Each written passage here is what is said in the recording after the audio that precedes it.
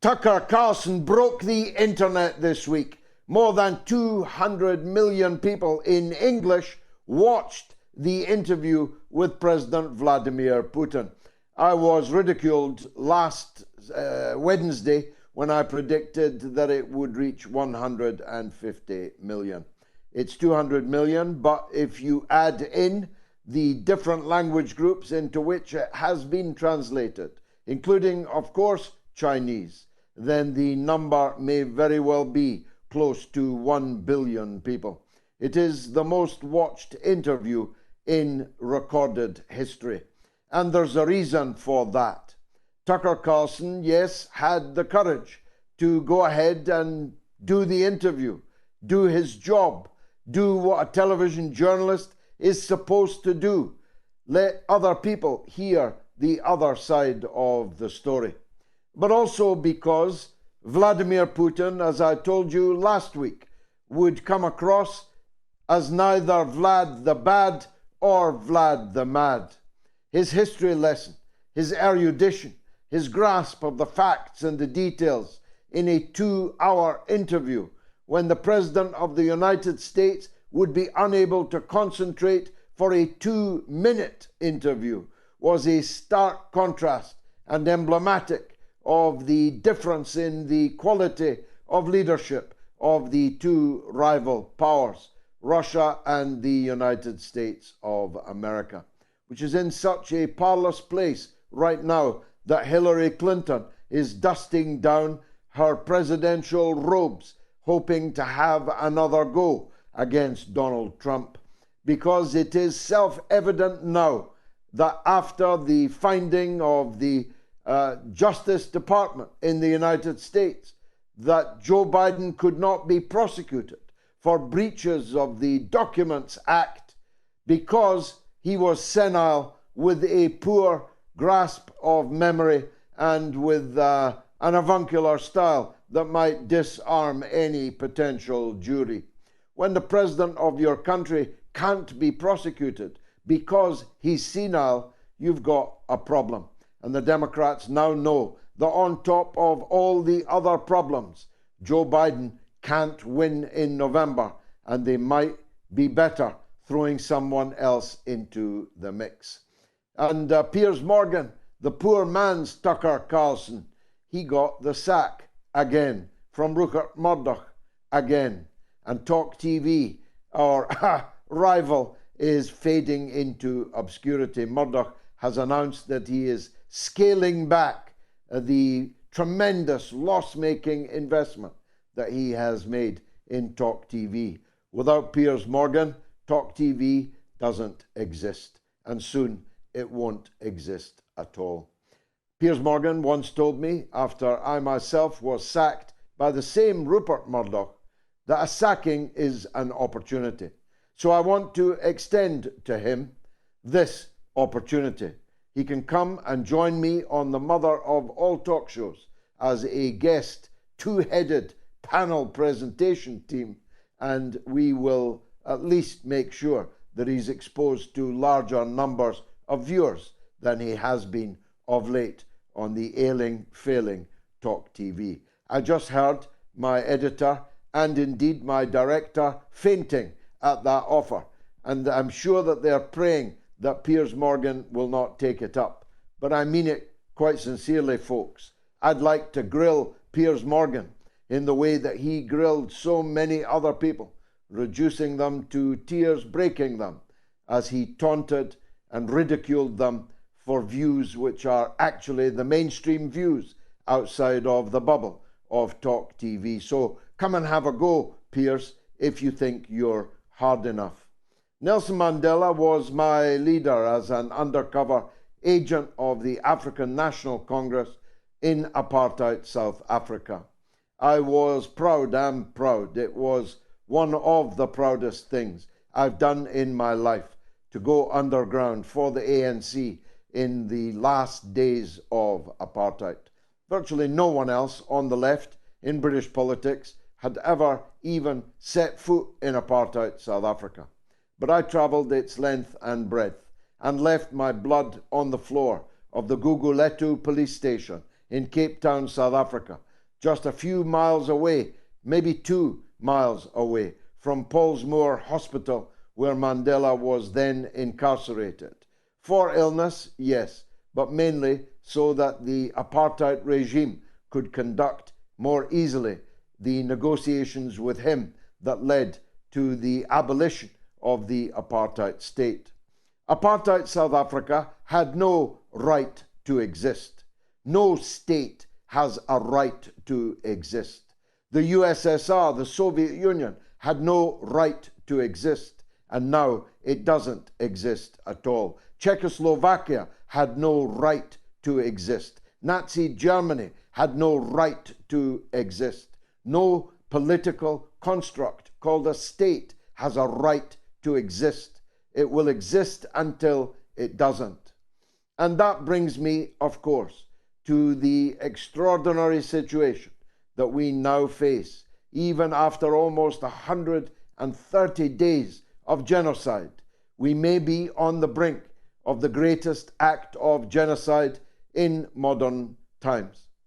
The Israeli armed forces, having remobilized their reservists, are besieging the town of Rafah, which I know so well, the gateway from Egypt into the Gaza Strip, where stretches out hundreds of kilometers of trucks full of aid unable to gain access. And on the other side of a simple gate, there are 1.9 million Palestinians, refugees, displaced again, refugees over and over again, whose tents and shacks and even living on the ground, even living on the cold earth into which they might soon be laid, are 1.9 million Palestinians. Netanyahu has given the green light to the military plan to launch an attack on Rafah. If it happens, if the world doesn't stop it, then nothing that we have seen so far, and we have seen so plenty, will be anything like the carnage that we're going to see. Imagine a town of 150,000 people. Imagine 1.9 million people now living in it, being subjected to a full-scale, no-holds-barred military assault by the terrifying child murderers of the Israel occupation force. It is almost impossible to imagine. But after all that you have seen over this last 128 days, you must at least be able to imagine what it is going to look like. Icy rain is falling on Rafah. The streets are afloat with water and with bodies. The streets of Gaza may soon be running with the blood of hundreds of thousands of people. Now, David Cameron is concerned about it. So is Anthony Blinken, exactly the same word, concerned about it. Joe Biden is concerned about it. And again, he briefs that his relations with Netanyahu have reached an all-time low. And he has asked Netanyahu not to launch this genocidal assault on all those people in Rafah. But of course, Biden's in a position that he doesn't have to ask. He can tell, because Israel is afloat on dollars sent by the United States of America. All the weapons that will be used in the assault were given gratis by the United States of America. The intelligence overflights over Gaza are flown by the United Kingdom out of our apparently sovereign base in Cyprus. The Western allies of Israel are jointly and severally culpable for whatever happens next, just as they are responsible, complicit, as collaborators in what has happened so far. They will not survive it, I predict you. The kind of carnage that we may be about any minute to witness will bring down governments, and it will bring down leaders of the so-called opposition in Western countries that are in fact merely a part of an ironclad consensus between front benches everywhere, all for Israel, all for Netanyahu, all for Zionism. Zionism, which this week in an employment tribunal was found to be the ideology that most of us said it was, and not a religion.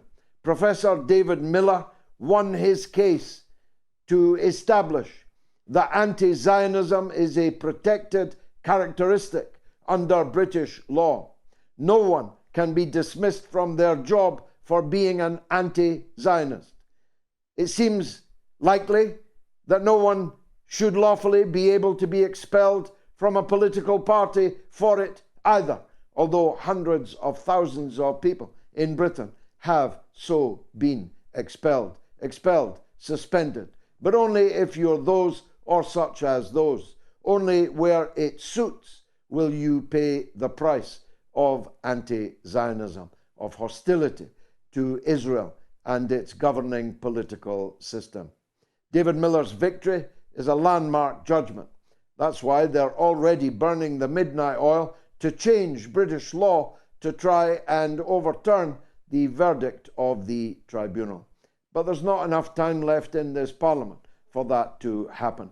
And so everyone watching, in Britain at least, should know that the things they've been chanting, that the views they've been expressing, that the feelings they have inside of them are entirely lawful, and no one can stop them from expressing them. The situation in the rest of the Gaza Strip reached perhaps its apex this week. Every so often in a conflict, like when I brought little Mariam Hamza back from Iraq to Britain for treatment for leukemia, becomes an emblem of a much wider issue, of a much bigger cause. And a new emblem arose in Palestine this week.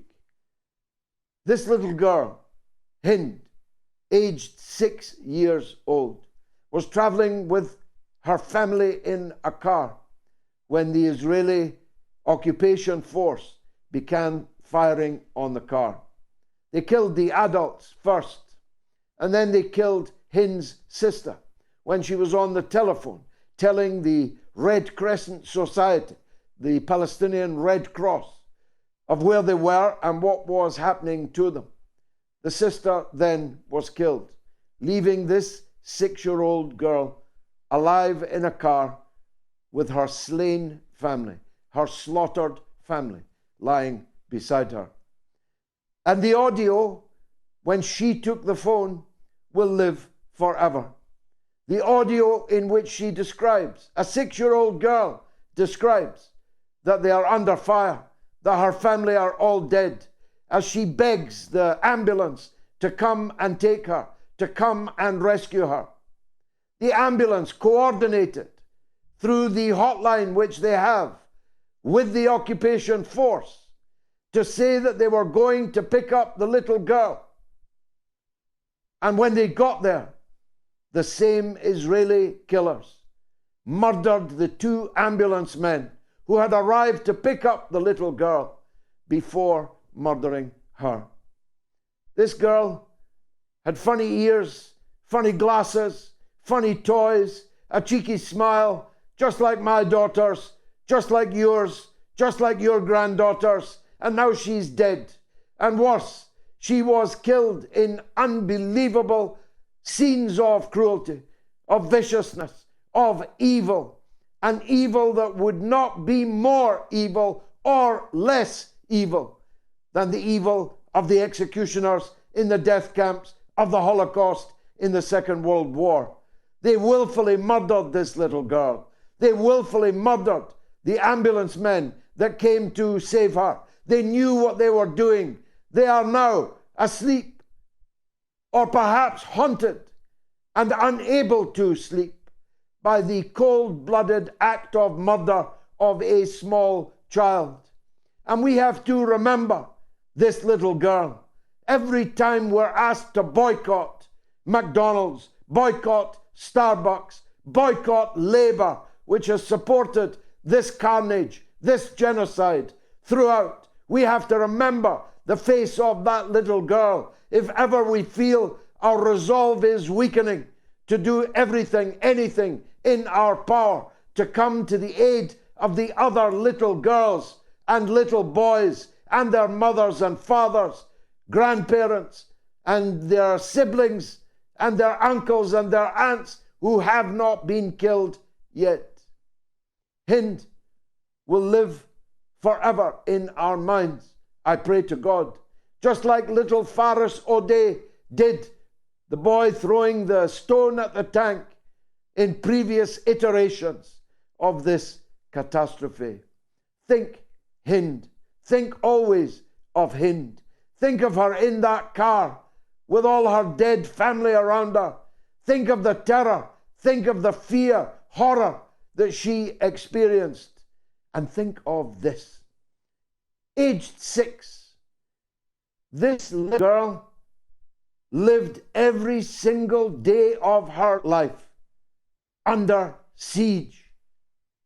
And her last breaths were breaths of absolute terror and horror. She lived in fear all of her life and died in scenes of unimaginable horror. We don't know at what point they killed her. We must now hope that she was killed quickly, that she was not left in the car with her festering family and then executed later when it suited the killers to do so. Perhaps when she was beginning to become an icon, the Anne Frank of the Palestinian population in Gaza, whose memory, whose face would haunt people for generations to come. Now, last week, our show was entitled, Can Imran Win? Well, he won, all right. The rightful Prime Minister of Pakistan, Imran Khan, illegally, unlawfully removed from power by an American organized coup d'etat because he said absolutely not to American demands that he turn Pakistan once again into a base camp for America's attacks and America's subversion of Pakistan's neighbors, was overthrown, has been sent to prison for more than 20 years, whose wife has been sent to prison, whose party men and women have been killed, disappeared, imprisoned, their wives, mothers, sisters disappeared, beaten and tortured in a conservative Islamic society, their head coverings torn from their heads, their position as women grievously undermined with long-term consequences for all of them. Imran Khan's party was banned, his symbol taken off the ballot paper. Imran was disqualified from standing. They jailed, they stopped people filing nomination papers. One candidate who was huckled by the dictatorship in Pakistan, his mother stepped forward to be the candidate in his stead, and she won. They all won. Imran Khan's candidates, standing as independents, swept the boards in a pre-rigged, then rigged, and post-rigged election. Imran Khan's victory was so overwhelming, so complete, that even the tyrants in power in Pakistan could not deny it. There's only one way out of this impasse.